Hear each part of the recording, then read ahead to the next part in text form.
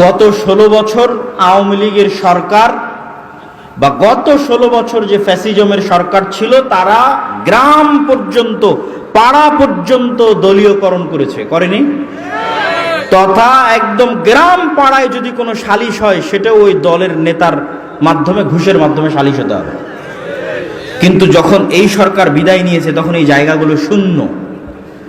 গ্রাম পর্যায়ে পাওয়ার শূন্য, পাওয়ার খালি হয়ে গেছে। সেই পাওয়ারটা আপনারা মুসলমানেরা বসে বসে আর এক দলের হাতে দিয়ে দিচ্ছেন। আমি যদি বুঝাতে না পারি, এটা আমার ব্যর্থতা। এখন সারা বাংলাদেশের গ্রাম পর্যায়ে ক্ষমতা শূন্য, কেননা গত 16 বছর যে ফ্যাসিজম ছিল, সেই ফ্যাসিজম বিদায় নিয়েছে। কিন্তু দুঃখজনক হলেও সত্য যে মুসলমানেরা বসে বসে অন্তত তাদের গ্রাম পর্যায়ের ক্ষমতা আর এক দলের হাতে তুলে দিচ্ছে। যেখানে যান সেখানেই শোনা যাচ্ছে, ভাই আগে তারা এসে চাঁদা নিত, এখন এরা চাঁদা নিচ্ছে। তাহলে তো সামাজিকভাবে অন্যায় অবিচার আপনারা প্রতিষ্ঠা রেখেছেন। এখন কেন একটু বুক চেতিয়ে বলতে পারেন না, না আমার গ্রামে অন্যায় হবে না? এখন তো কেউ নাই, এখন তো আপনার গলা টিপে ধরবে এইরকম কোনো শক্তি নাই। তাহলে কেন আপনি আপনার গ্রাম পর্যায়ে, কেন মসজিদের ইমাম, কেন গ্রামের মাদ্রাসা অন্তত গ্রামের সালিশের দায়িত্বটা নিচ্ছে না? ভাই নেয়নি? ব্রিটিশ আমলে পঞ্চায়েত হয়নি? আলেম ওলামা, মসজিদ মাদ্রাসার শিক্ষকেরা সালিশ করেনি? মসজিদের ইমাম সালিশ করেনি? করেছে।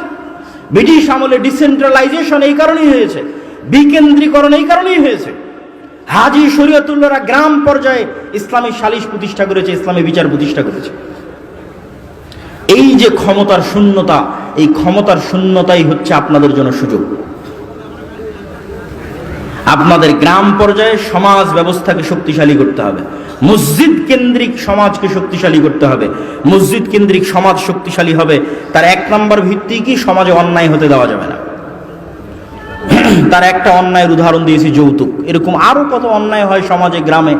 একদল যুবক যদি দাঁড়িয়ে যায়, এই পাওয়ার শূন্যতার অবস্থায় একদল 10টা যুবকও যদি দাঁড়িয়ে যায়, আমার গ্রামে অন্যায় হতে দিব না। কিসের উমুক দল তুমুক দলের নেতা? সালিশ হবে ন্যায়ের সাথে, বিচার হবে ন্যায়ের সাথে, বিয়ে শাদী হবে ন্যায়ের সাথে। প্রতিষ্ঠা করেন, রাষ্ট্র ইসলাম প্রতিষ্ঠা হয়ে যাবে ইনশাআল্লাহ।